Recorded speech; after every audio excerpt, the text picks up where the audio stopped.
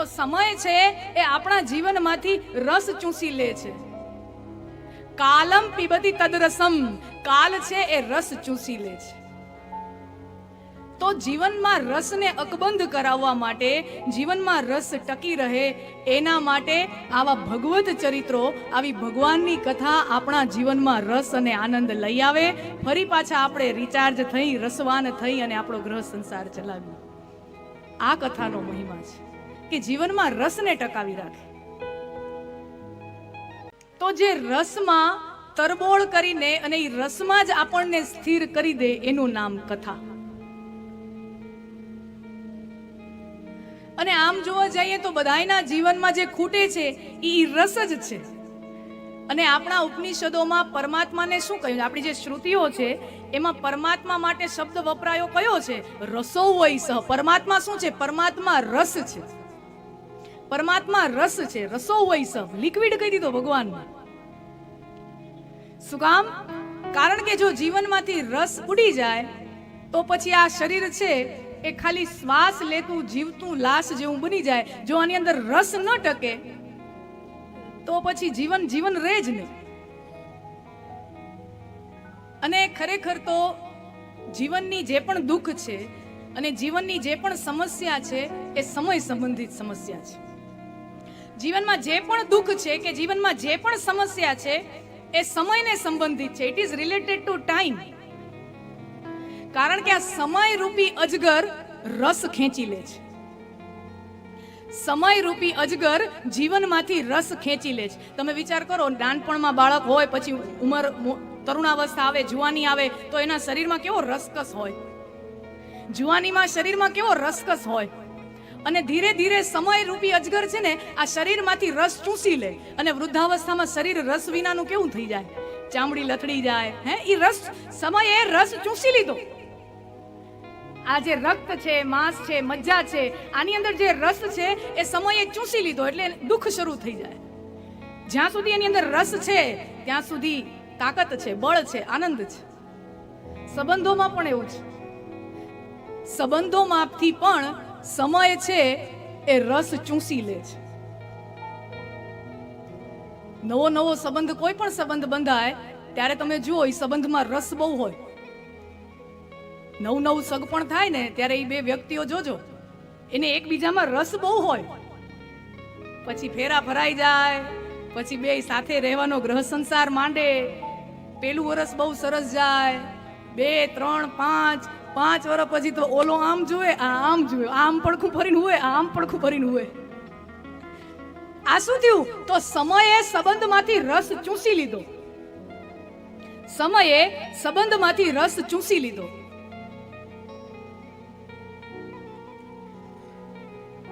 નવા નવા લગ્ન થયા હોય અને ફરવા જાય અને ફરતા ફરતા ક્યાંક, માનો કે ફરતા હોય ને ક્યાંક ઠેબુ લાગી જાય, ઠેસ લાગી જાય અને ભાઈ હોય એને નખમાંથી થોડીક લોહી, પગના નખમાંથી લોહી મંડે વેવા, તો બેન છે ને પોતાનો સીધો દુપટ્ટો આમ ફાડી અને ત્યાં પાટો બાંધી દે. નવા નવા લગ્ન હોય, 1 મહિનો થયો હોય, તરત આમ દુપટ્ટો બાંધી દે. શું કામ? દોડતી આવે, દુપટ્ટો ફાડીને બાંધી દે. સરસ મજાનું દાંપત્ય જીવન થાય. 20-25 વર્ષ ગુજરી જાય અને પછી છોકરાઓ મોટા થઈ જાય, છોકરાઓના લગ્ન થઈ જાય. પછી છોકરાઓને એમ થાય કે બા બાપુજીને કંઈક તીર્થયાત્રાએ મોકલીએ, ફરવા મોકલીએ. તો છોકરાઓ ટિકિટ કઢાવી દે, બા બાપુજી ફરવા જાય. અને ત્યાં યોગાનું યોગ પાછું બાપાનો ઠેબુ લાગે, ક્યાંક ઠેસ લાગે અને એ જગ્યાએ નખમાંથી લોહી નીકળે તો કોઈ દુપટ્ટા ન ફાટે, કોઈ પાટા ન બંધાય. અમુકતાનું સામે એમ કે આવ્યા તેદીના ભટકાવ જ છો. હું આવી તેદીની તમને ભટકાતી જ જોઉં છું. તો આ બધો અનુભવ આપણે કર્યો છે. આ શું થાય છે? તો સમય છે એ આપણા જીવનમાંથી રસ ચૂસી લે છે. કાલમ પીબતી તદરસમ, કાલ છે એ રસ ચૂસી લે છે. તો જીવનમાં રસને અકબંધ કરાવવા માટે, જીવનમાં રસ ટકી રહે એના માટે આવા ભગવત ચરિત્રો, આવી ભગવાનની કથા આપણા જીવનમાં રસ અને આનંદ લઈ આવે. ફરી પાછા આપણે રિચાર્જ થઈ, રસવાન થઈ અને આપણો ગ્રહ સંસાર ચલાવીએ. આ કથાનો મહિમા છે કે જીવનમાં રસને ટકાવી રાખે.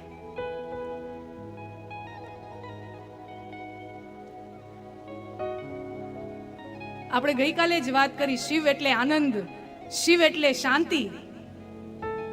દરેક જીવની મૂળભૂત ઝંખના તો શાંતિ જ છે.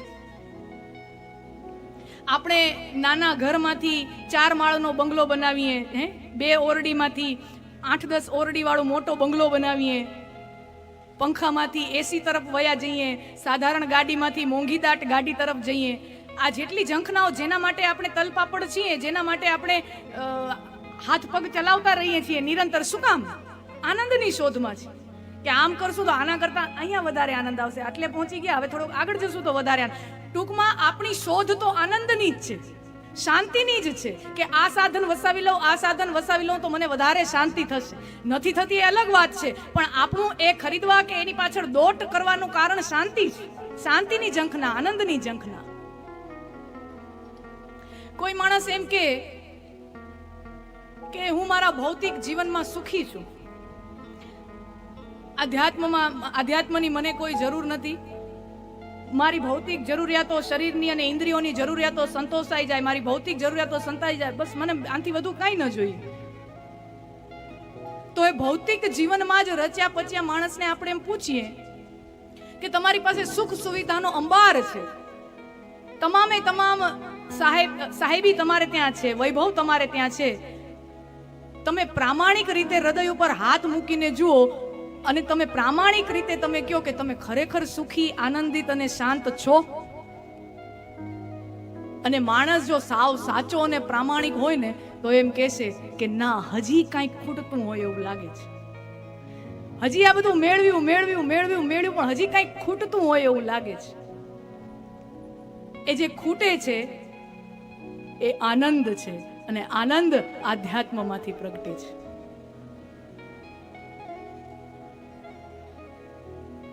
બહુ સરસ મજાનો એક પ્રસંગ છે રામાયણમાં, જનકપુરનો પ્રસંગ છે. બહુ પ્રખ્યાત નથી, કારણ કે જનકપુરની અંદર જ્યારે રામ ભગવાન રામાનુજ લક્ષ્મણ સાથે જાય છે, વિશ્વામિત્રજીની સાથે, વિશ્વામિત્રજીનો યજ્ઞ પૂર્ણ કર્યો, અહલ્યાજીનો પ્રતીક્ષા યજ્ઞ પૂરો કર્યો, અને હવે રામ અને લક્ષ્મણ વિશ્વામિત્ર સાથે જનકપુરમાં જાય છે. ત્યાં ધનુષ યજ્ઞમાં ભાગ લે છે, શિવ ધનુષ તોડે છે, ભંગ થાય છે. અને ત્યારે વિશ્વામિત્રજી જનક રાજાને કહે છે કે હવે તમારી પ્રતિજ્ઞા પ્રમાણે સીતાજી રામજીને વરમાળા પહેરાવે, જયમાળા પહેરાવે, અને હે જનક, તમે અયોધ્યા દૂત મારફતે સંદેશો મોકલાવો કે અવધપતિ દશરથ અહીંયા જાન લઈને આવે. હવે આ જે સમય આ બધું થાય છે તો એની વચ્ચેનો ખૂબ મોટો સમય છે. દૂતને મોકલાય છે, પછી ત્યાં રાજા દશરથ કૈકેયીમાં, કૌશલ્યામાં અને બધી રાણીઓ બધી તૈયારીઓ કરે છે અને પાછા જાન લઈને આવે છે. એ વચ્ચે બહુ 2 કે 3 મહિનાનો સમયગાળો રહે છે. અને ત્યાં રામ, લક્ષ્મણ અને વિશ્વામિત્ર ઋષિ જનકપુરમાં જ સ્થાયી છે, ત્યાં નિવાસ કરે. અને ત્યાં એક વખત રામ ભગવાન લક્ષ્મણને કહે છે કે અનુજ, હવે આપણા લગ્ન થવાના છે. પિતાજી ગમે ત્યારે જાન લઈને આવશે અને લગ્ન થવાના છે એટલે રાજકુમાર છીએ તો એવો પહેરવેશ જોઈએ ને, શોભા તો એવી હોય. હવે સામાન્ય વરરાજા હોય એ પોતાના માટે 2-3 મહિનાથી કપડા, આ શર્ટ પેન્ટ લઉં ને આ કપડું લઈ આવું, ઓલા દરજીને પકડું, તો આ તો રાજકુમાર છે. અને એ જેવા તેવા રાજના રાજકુમાર નહીં, ચક્રવર્તી રાજા દશરથના કુળના રાજકુમાર છે. તો રામ લક્ષ્મણને કહે છે કે મેં સાંભળ્યું છે જનકપુરની સ્ત્રીઓ વરરાજા માટેનો મુકુટ બહુ સુંદર બનાવે છે, માળા, ફૂલની માળાનો મુકુટ, ફૂલનો મુકુટ બહુ સુંદર બનાવે છે. લક્ષ્મણ કહે પણ તમે જોયું છે, કોણ બનાવી આપે છે? તો કે હા, પુષ્પ વાટિકામાં જ્યારે મેં સીતાજીને પહેલી વખત જોયેલા ત્યારે પુષ્પ વાટિકામાં એક માલણ ફૂલની માળા બનાવતી હતી. ઈ માલણ વરરાજાના મોર મુકુટ બનાવવાની નિષ્ણાંત છે. આપણે એના ઘરે જઈને ઓર્ડર આપી આવી. ભગવાન જાય છે મિથિલાની નગરીમાં, જનકપુરની શેરીઓમાં. રામ ભગવાન આગળ ચાલ્યા જાય, લક્ષ્મણ પાછળ ચાલ્યા જાય, અને મિથિલાના એ જનકપુરના બાળકો, યુવાનો 2 રાજકુમારને જોવા માટે એની પાછળ ચાલ્યા જાય. દ્રશ્ય તમે કલ્પના કરો. અને રામ ભગવાન આવી પહોંચે છે એ માલણના ઘરે, એના દ્વારે આવી પહોંચે છે. અને માલણ જ્યારે ઈ દરવાજો ઉઘાડે છે તો સામે નર રૂપે નારાયણને આવતા જોઈ અને એવી ભાવ વિભોર થઈ જાય કે પુષ્પ વાટિકામાં મનોરથ મનમાં જે મનોરથના બીજ વવાણા કે આ સાવરા ઠાકોર આના દર્શન કરવાનો અહોભાગ્ય અમને મળ્યો, કારણ કે અમે રાજાના ચાકર છીએ, અમે જનક રાજાના ચાકર છીએ, એને ત્યાં નોકરી કરી છીએ. તો એના ફળ રૂપે અમને આ સાવરા ઠાકરના દર્શન થયા. પણ આ અમારે ઘરે ક્યારે પધારે એવા સપના, એવા બીજ મનમાં રોપાઈ ગયા. પણ આજે એ સપનાનું બીજ આવું વટવૃક્ષ બની અને સામે જ દ્વારે ઊભું છે. એ માલણના મન ભાવ, એના હૃદયના ભાવ ખબર નથી પડતી હું શું કરું. અને ત્યાં લક્ષ્મણ બોલે છે કે માતાજી તમે અહીંયા બિરાજો, તમે અહીંયા બેસો, અમે અમારા એક કામથી આવ્યા છીએ. મારા મોટા ભાઈ રામ છે, ધનુષ યજ્ઞમાં શિવ ધનુષ ભંગ કર્યો છે અને સીતાજી અને રામના વિવાહ થવાના છે. તો કે હા મને ખ્યાલ છે, અમારી દીકરી આ સાવરા ઠાકરને પરણવાની છે, અમને ખ્યાલ છે. તો અમે તમારે ત્યાં સાંભળ્યું છે કે તમે મોર મુકુટ બહુ સરસ બનાવી આપો છો, તમે અમારા માટે મુકુટ બનાવી આપશો? વિચાર કરો, કોઈ એક વિદ્યા જો શીખી લીધી હોય ને, કોઈ એક વિદ્યા જો શીખી લીધી હોય તો એ વિદ્યા આપણને હરિ સુધી પહોંચાડી શકે. એનું પ્રમાણ આ છે. ફૂલ ગૂંથવાની વિદ્યા સાવ સાધારણ વિદ્યા પણ હરિ સુધી પહોંચાડી શકે છે.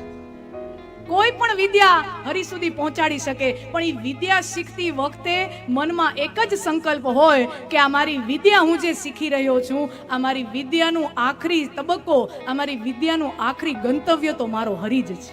પછી એ કોઈ પણ ગાયનની વિદ્યા હોય, વાદનની વિદ્યા હોય, નર્તનની વિદ્યા હોય, કોઈ પણ વિદ્યા હોય, આ વિદ્યા થકી હું મારા રામને પહોંચવા માંગુ છું.